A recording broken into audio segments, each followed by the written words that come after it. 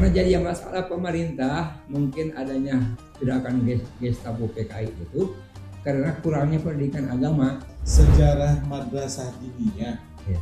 kami kapungkurna kumaha seayakna adanya sejarah madrasah diniyah itu terbentuknya kapungkur munculnya gimana tuh?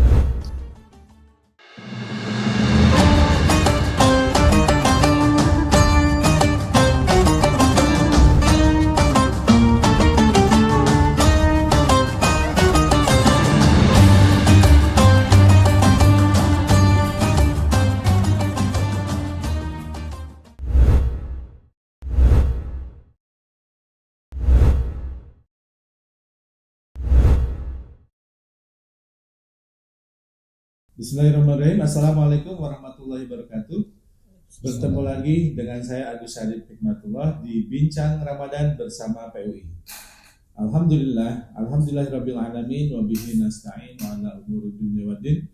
Wassalatu wassalamu ala sayyidina Muhammadin wa ala alihi wa sahbihi ajmain. Wa bizidni ilma warzuqni fahma. Allahu ghayatuna wal ikhlasu mabda'una wal islahu sabiluna wal mahabbatu syiaruna mu'ahidullah ala sidqi wal ikhlasi wal yaqin wa talabi ridallahi fil amali baina ibadihi bit tawakkuli alaihi amma ba'd. Puji dan syukur marilah kita panjatkan kehadirat Allah Subhanahu wa taala. Alhamdulillah pada kesempatan ini kita kedatangan tamu ya dari pengurus PUI juga koordinator Madrasah Diniyah PUI. Nah, mungkin kita langsung aja ke mereka semuanya. Namun sebelumnya saya akan coba perkenalkan terlebih dahulu ya. Yang pertama adalah paling pojok sana adalah Ustadz Din Bakhtiar SPDI. Nah, kebetulan dia sebagai koordinator Madrasah Diniyah di kepengurusan PUI sekarang. Yang selanjutnya adalah Bapak Kiai Haji Iim Damiri, sesepuh PUI. Bahkan dia semenjak dulu tidak pernah meninggalkan Madrasah Diniyah ya sampai sekarang. Mungkin kita bisa kaji ke beliau tentang sejarah dan sebagainya terkait Madrasah Diniyah. Yang selanjutnya adalah Ibu Hajah Pipin Supinah ya. Dia kebetulan sebagai Detimda Dewan Pertimbangan Daerah Wanita PUI Kabupaten Sukabumi, dan dia juga selaku koordinator di Madrasah Diniyah juga sebelumnya. Yang selanjutnya adalah Bapak Dede Isnandar SHMH. Dia adalah sebagai ketua 1 ya di PUI Kabupaten Sukabumi, yang salah satu pegangannya adalah membawahi bidang pendidikan ya. Alhamdulillah kita, dan ada satu lagi Pak Kang Sapri di belakang sana ya. Dia di Pemuda PUI, dia juga ngerti di masa Madrasah Diniyah termasuk kurikulum dan sebagainya. Kita bisa bersinergi dengan beliau. Ya baiklah semuanya, alhamdulillah pada kesempatan ini kita akan ngobrol bareng, bincang bareng terkait Madrasah Diniyah ya. Namun sebelumnya kita akan coba gali terlebih dahulu mungkin tentang Madrasah Diniyah. Jadi kalau kita lihat Madrasah Diniyah terutama di Kabupaten Sukabumi adalah menjadi cikal bakalnya adanya Madrasah Diniyah di Kabupaten Sukabumi. Ya salah satunya adalah dari adanya asbab PUI. Kalau mungkin di Jawa Tengah ada, Jawa Timur ada NU-nya dengan pondok pesantrennya. Kalau di Jawa Tengah ada Muhammadiyah dengan pendidikannya, sekolah umumnya. Nah di Jawa Barat sudah ada PUI dengan kekhasan adalah Madrasah Diniyah ya. Nah maka dari itu ini sangat penting bagi kita untuk menggali seberapa besar potensi Madrasah Diniyah ini, atau seberapa besar pengaruh terhadap pembangunan bahkan untuk mendidik generasi kita selanjutnya. Jangan sampai generasi muda kita, terus generasi anak-anak kita rusak gara-gara pembinaannya atau pendidikan di Madrasah Diniyahnya justru tidak maksimal. Maka dari itu kita coba dengarkan beberapa dari masukan dari narasumber kita untuk yang terkait membahas Madrasah Diniyah. Mungkin langsung aja pertama kita langsung ke Pak Kiai mungkin ya. Pak Kiai, Eh, Mungkin Pak Kiai di sini diantaranya adalah orang yang paling sepuh. Iya. Ya, Pak Jengan ini paling sepuh, dan mungkin yang pertama juga dulu salah satunya mengalami, bukan pertama, mengalami kepengurusan pendidikan madrasah diniyah. Nah, mungkin sejarahnya seperti apa, bisa silakan bercerita tentang madrasah diniyah ini. Assalamualaikum warahmatullahi wabarakatuh. Waalaikumsalam. Bismillahirrahmanirrahim. Wassalatu wassalamu ala Rasulillah wa ala alihi wasallam. Langsung aja Pak Agus, begini ya. Jadi kalau baca usia, saya lahir 44 ya, sebelum merdeka. Jadi kalau sekarang dihitung ya boleh hitung aja usia saya sekarang. Nah, jadi saya jadi PUI itu dari mulai tahun keluar SD, keluar madrasah diniyah kurang lebih tahun 60, 62, 63 itu sudah jadi pemuda PUI. ya. Menjelang Gestapo itu saya sudah jadi pemuda PUI. Tuh, dibina oleh koordinator PUI dari Cisaat. Saya di daerah Mangkalaya, jadi masih desanya desa Cisaat ya. Jadi saya dibina pada waktu itu ada istilah PU ya, pekan uhuah ya.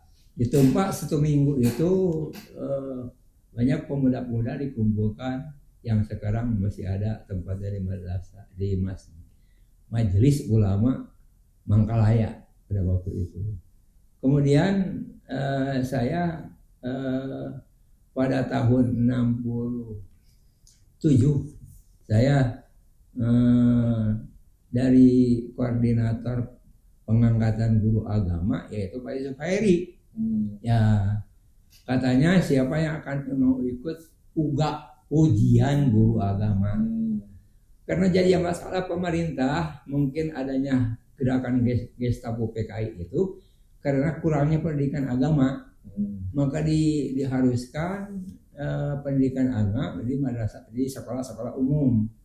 Makanya diadakan ujian guru agama. Oleh itu 3 tahun saya ditempa dulu latihan atau kursus ya, ilmu untuk mengikuti ujian guru agama. Dari mulai seluruh pelajaran umum, pelajaran agama saya ditempa. Setelah 3 tahun saya ikut ujian guru. Pada waktu itu ujian guru itu Den Soma, Pak Aceng, ya, Pak Mualim Ajid, Mualim Purkon, Mualim Asadi ikut ujian. Itu berarti posisi madrasah diniyah sudah ada. Iya, kan? sudah ada madrasahnya. Makanya guru-guru yang ikut ujian itu orang-orang yang mengajar di diniyah. Semacam legalitas. Iya, semua yang ada di daerah itu digerakkan oleh guru kita, orang tua kita, Pak Wik sama Pak Aceh. Makanya adanya madrasah diniyah di Sukabumi ini, terutama di Kabupaten Sukabumi, adalah digerakkan oleh tokoh PUI, yaitu Pak Mualim Owi dengan Pak Aceh. Sampai PUI itu sampai ke Kidulan, Pejampangan, itu PUI yang menggerakkan. Sehingga pada waktu itu saya ujian 67 diangkat jadi guru agama. Nah, pada tahun 80 kepala madrasah saya datang ke rumah. Makanya minta dibantu untuk mengajar. Makanya saya masuk dari mulai tahun 80 di diniyah madrasah PUI Mangkalaya, Mangkalaya, yang dipimpin oleh seorang guru, seorang tokoh, Kiai Haji Muhtar. Kiai Haji Muhtar begini cerita kepada saya, selagi PUI ada, terus ikuti, ya. Makanya pada tahun itu, tahun 80 saya mengajar, tahun 9 pagi saya ngajar di MI, pindah ke SD, dari SD pindah ke MI, saya terus mengajar. Tahun 80 saya ngajar di diniyah. Jadi pagi di MI atau di SD, siangnya di diniyah. Dari tahun 84 saya usul, ya diusulkan oleh Pak Owi, oleh Pak Peneliti bahwa ada aturan menteri pada waktu itu, kalau tidak saya mengambil sajari, ada aturan menteri boleh mengangkat kepala madrasah diniyah asal ada madrasahnya, ada gurunya, ada muridnya. Itu makanya saya di Cisaat ini banyak yang diangkat sebagai kepala madrasah diniyah. Tahun 94 saya diangkat jadi kepala madrasah diniyah di Mangkalaya. Nah, 2004 saya pensiun. Kata kepala sekolah, Pak Haji, saya ini SK pensiun. Oh, dah itu macam pensiun nanti negara. Di masyarakat mau sampai hari ini masih saya jadi kepala sekolah. Ya. masih aktif di madrasah. Malah kemarin saya masih saman SSTA, jadi sudah saman saya mah Sa'ban. Sa'ban. Oleh sebab itu sekarang di sini diminta oleh koordinator atau kepala tua daerah PUI, saya masih eksis di PUI. Ya. Malah saya kata orang tua, selagi PUI masih ada, makanya walaupun PUI ya turun naik, ya saya mau tua lah ya, saya mah. Jadi mengikuti perkembangan. Ya, PUI salah. Grafik. Pak Samsul nanti saya mah ikuti itu PUI, ke mana-mana. Tapi saya mah dengan FKDT terus berjalan dengan PUI terus. Ya, tapi masalah malah sampai begini Pak Agus. Ada ujian 2 kali. Pernah. Ya, pernah ujian 2 kali. Ujian PUI, ujian FKDT. Jadi ujian itu punya 2. Pada waktu itu beberapa tahunnya Pak ini ya. Ketika FKDT masih SS. Masih SS begitu. Makanya oleh sebab itu sampai sekarang saya masih karena ditempa terasa tempaan pengarahan dari doktrin PUI itu sampai sekarang. Bukannya dari pengurus-pengurus wilayah yang ada di Cisaat. Saya didoktrin PUI itu di Gunung Puyuh oleh Pak Aim. Itu. Makanya PUI itu lebih kuat. Makanya saya PUI, tokoh-tokoh PUI itu tahu. Tokoh PUI di Bojong Sawah, tokoh PUI di Kadudampit, tokoh PUI di Pelabuhan. Tahu saya orangnya karena sering temu di Gunung Puyuh di pengajian. Disebutnya Ma'adul Ula. Saya padahal orang muda ya pada waktu itu, tapi saya ikut terus sampai sekarang. Saya ke Gunung Puyuh tidak ditinggalkan. Ya. Orang-orang lain nggak ada. Pak Agus termasuk. Dulu mah jangan ada orang tuanya, Pak Misbah, ya. Masih simpatik. Tapi sekarang mah nggak ada dari Kadudampit ya, Pak. Ya, Kadudampit. Saya Kadudampit, Kecamatan Kadudampit ya. Ya. Ya. Hanya masih ada yang aktif dari Pekaleran. Dari Cijagung ya, dari Cisarua masih ada tak? 3 orang tak aktif atau mengambil masih kena. Masih kena ada aja. Nah, oleh sebab itu dalam hari ini saya sebagai kalau membaca usia, kalau membaca masa, saya diikuti terus PUI itu. Malah saya sering pergantian kepengurusan, saya sering mengurus yang tadi. Ya. Cobalah minta diadakan 1 hari aja atau 2 hari aja. Kalau tidak punya biaya, biarlah lillahi ta'ala. Asal dikumpulkan guru-guru madrasah yang ada yang masih kira tahu, ada yang masih tidak tahu masalah PUI. Supaya merasa. Ya, supaya merasa tanggung jawab. Nah, bilang itu cara kolot maknya. Ieu mah anak sorangan we. Yang kira-kira gitu tahu PUI.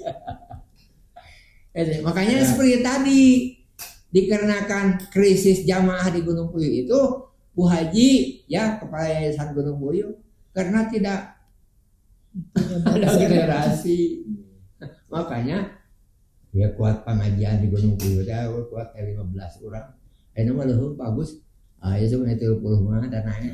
Ada enak dibantuan gitu. Ya, makanya saya serukan ke semua generasi karena itu Gunung Puyuh itu pusat ya. Pusat kiai sepuh semuanya di bawah naungan.